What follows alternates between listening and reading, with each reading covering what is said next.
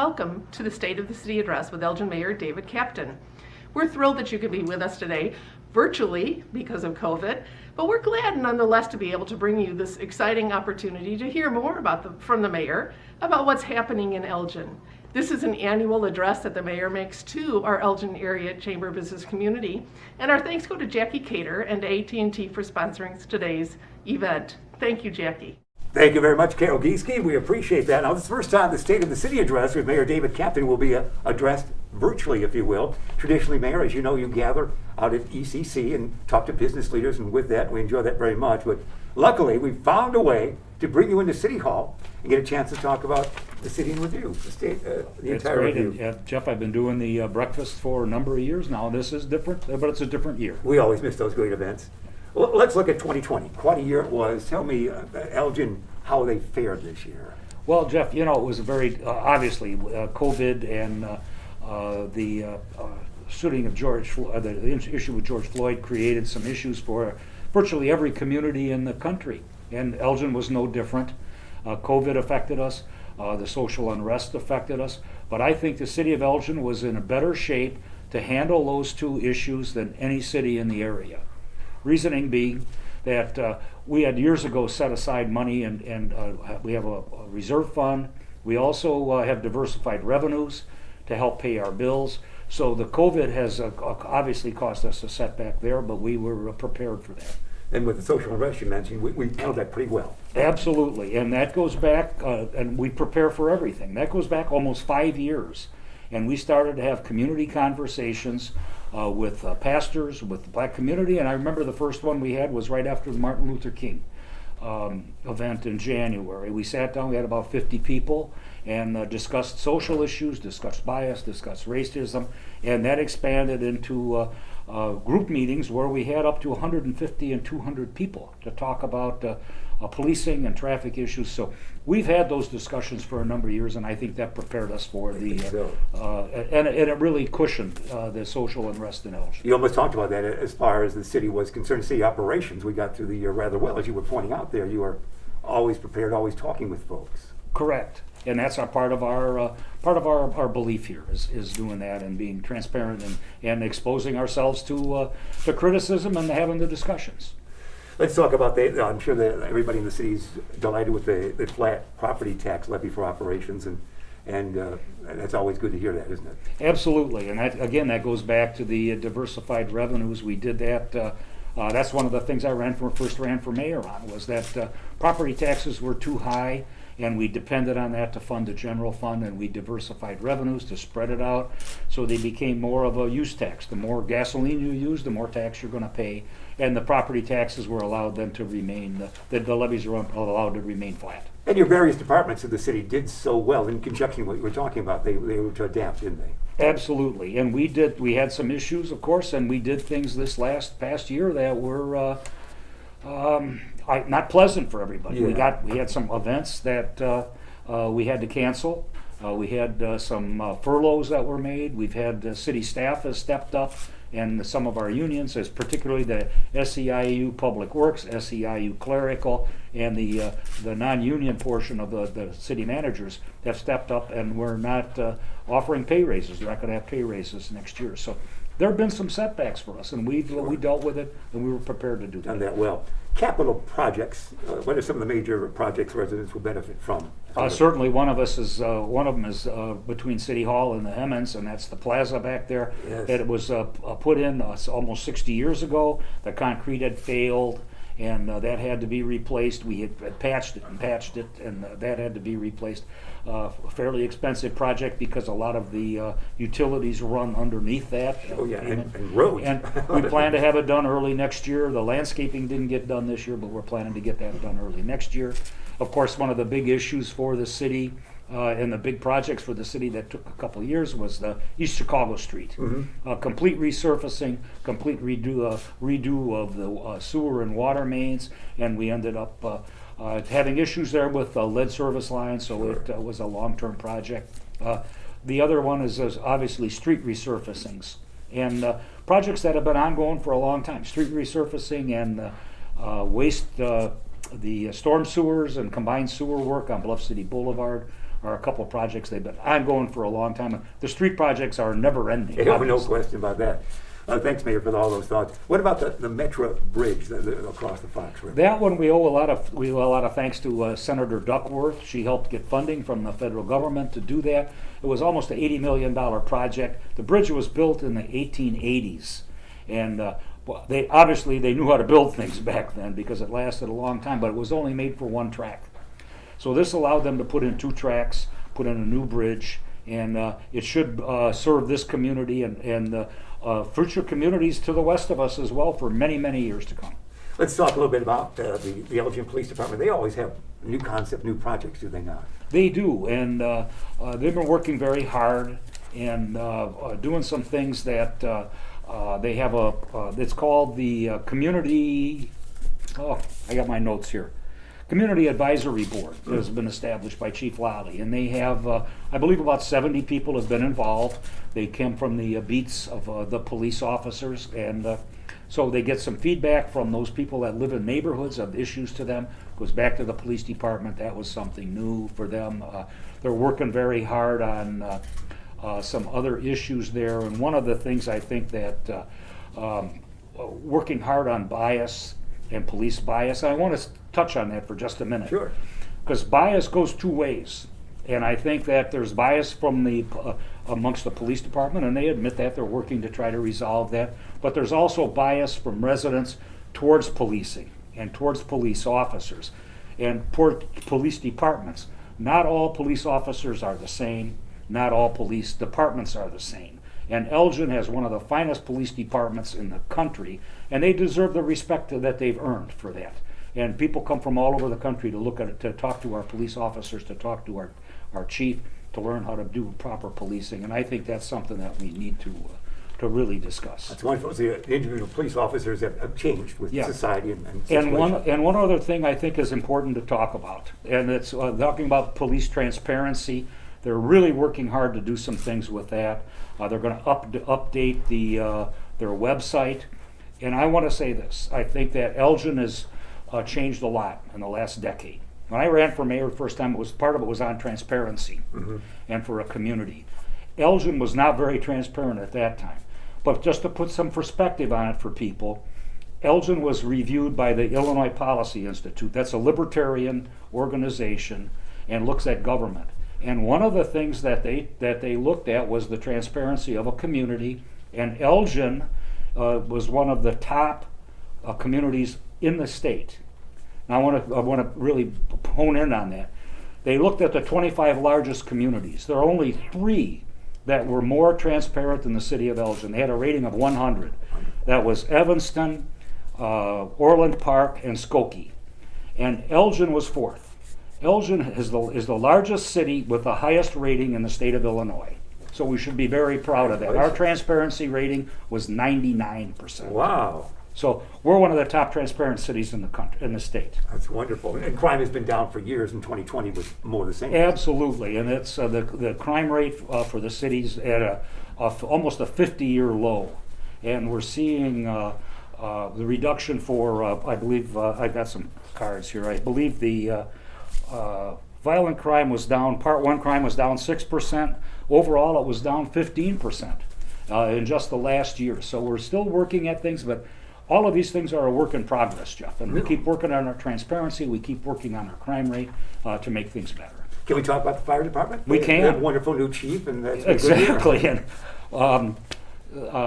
unfortunate for him, I guess, but fortunate for us, he became sworn in as chief just at the time the COVID. That's right. It's the last event almost before we couldn't Exactly. go out It anymore. was just the timing in March. was unbelievable, and he got thrown right into the breach of the COVID fight. But he took a leadership role, and he helped organize the health departments in the city of Elgin. He helped organize the discussion on COVID, what we're going to do, how do we move forward with the Kane County Health Department, and now other communities have followed his lead and following what we're doing with COVID. So Chief Sagan stepped up, really did a great job, and very typical of our fire department. Did a great job in handling the crisis He's situation. a nice man, no question about that. Good staff, good squad he has. Yeah, he has terrific people. Long running. We're having conversational State of the City address with Mayor David Captain. Your conversation's always great, Mayor. There's no question about that. Talk about public services and the water department. Sure. And we look at public works and the services. They do three things that we really have to focus on. One is the water, of course, the water supply, and they are responsible for maintaining the water supply in the city of Elgin, repairing our leaks. Public works also takes care of our leaf pickup and the snow removal. And everybody takes, like anything else, they take that for granted. You take the water for granted, and you turn the tap on, you expect it to come out. If it doesn't come out, you got a problem. Same thing with snow removal and the leaf removal. They have done an outstanding job the last year, and the complaints have been at a low for us. The kudos for them have been really at a high, I think, and I think it's exemplified. They made some changes in how they do things, and they constantly think and being progressive and being proactive in solving problems as well. No question about that. Recently, the 2021 budget was passed, also the 3-year financial plan. We probably should talk about that a little bit. Yes, we just passed that in December. By law, we have to have a balanced budget. And Deb Naraki and our finance department does a great job keeping track of things. And again, we've maintained our AAA bond rating, which is extremely important to a community. We've had a balanced budget here for every year, and we're trying to hold the costs down, and obviously we spend the time doing that as well. It's not just about raising money and doing things to move the city forward. We have to be able to fund things. And people think, well, I have a great idea. All those great ideas cost money, and we have to figure out a way to pay for them. And Deb Naraki in our finance department has done an outstanding job. Under Rick Kozal's leadership and his look at the finances, we've done very well. That leads us right into economic development. It's been a tough year for everyone, but how is Elgin been doing along those lines in this year? And I'd like to say we did better than hold our own. Mm-hmm. And even with the COVID and the problems that have been going on around the country, we've seen the growth in our community. We're still one of the leaders in housing starts. We have a couple projects that are looking at moving into Elgin. I think that's a significant part for our community. We're looking at occupancy rates, and I've got some numbers here for that as well. I can't remember the numbers as well as I used to anymore. But we're doing well, aren't we? We are. We're doing really well, and we've seen some growth. We've had our retail occupancy rates at about 96%. And we've seen a little dip in industrial occupancy, but one of the reasons is we added over 2 million square feet of spec building. Now, a spec building is a developer comes in, they don't have a tenant yet, but they had enough confidence and growth in the city of Elgin to build over 2 million square feet, the largest expansion in our history. Wow. This last year. And those buildings are speculative. They're going to look for tenants to fill them, but they were confident that that was going to happen. So there was a little dip because of that, but we're not concerned because we feel that's going to be filled up. Wonderful. So you talked vacancy rates, and that led into that project you talked about. So it's fair to say we're still a growing community. Absolutely, and I think we're going to see continued growth, and those are some of the challenges that we're going to be facing. Let's talk, again, we're addressing the State of the City address, Mayor David Captain with us. Let's talk about unemployment. How was that? 2020 meant what to the city? And again, that was a roller coaster. Mm-hmm. And we started out, and we were at almost a 20-year low for unemployment in the city, down around 3 or 4%. And that has gone up because of the COVID and particularly restaurants closing down and those types of things increase it. But it started to come back, and it's been going up and down, and I think we're kind of stabilizing now. But we were in pretty good, we were competitive with the communities around us, and I think it's going to stabilize for us now at hopefully with the vaccine, and next year when we put the COVID behind us, that we'll start seeing again some growth in employment in our community. Because we do have a strong restaurant base, even in this rugged year. Folks were still battling, weren't they? Absolutely, yes. And we had, and again, we had some restaurants closed, some opened, Yeah. and moved into Elgin. I had a couple that were getting ready, had come and visited me to talk about opening a restaurant, and that got slowed down. So some of the things got put on the back burner. Bad thing to say about a restaurant. Put on the back burner. If you will. But, if you will, yeah. But that doesn't mean that they're gone away, that they're just holding back a little bit. They still try, it looks like City of Elgin's attracted with the restaurants. They keep battling like that. We like Exactly, yeah. that. You're so good at looking at the future. Let's take that crystal ball and look to 2021 and beyond. Okay, a couple of the things that are going to be facing us for sure. We're going to have to deal with the new world after COVID. And we've learned some things. We learned to be Zoomers. Yeah. We've learned what social distancing is. We've learned about how do we hire people and have them work in a more safe work environment. How is that going to stick? And how much of that is going to be remaining for us? We're going to have to adapt a little bit and look at, I think there's going to be a move to the suburbs. And I think that we're seeing that. I've met with business leaders around the community. I do that with the chamber and with Carol Giesche's guidance and help. We meet with business leaders to talk about what they see. And that kind of guides me. They've had changes that they've looked at. One business leader told me that the COVID virus moved his timeline up by 5 years. He was planning to start getting people working from home more, and he had an office in Chicago and one in Elgin, and he said that instantly happened with COVID. He sent the people in Chicago home. He still works out of the Elgin office, and I think that may be something that we're going to see more and more of in the future. That is something that's going to be, I think it's going to remain with us. And I think that I've had Zoom meetings that saves a lot of time for me, saves a lot of time for businesses, and I think we've learned to do that. You know, fourth graders are learning to do Sure. that. The other thing we're going to deal with is how to deal with education. How is that going to change? How do we catch up? They feel some of the young people have fallen behind, and how do we get them back up to speed and as part of their learning process? So a number of challenges for us, and I think the future is still bright here. And I think that one of the things I think that we have to do is we have to continue to look forward. Mm-hmm. I don't want to look back anymore. Sure. 2020 was not our best year, and I always like to look at Satchel Paige and his comment, don't look back because something might be gaining on you.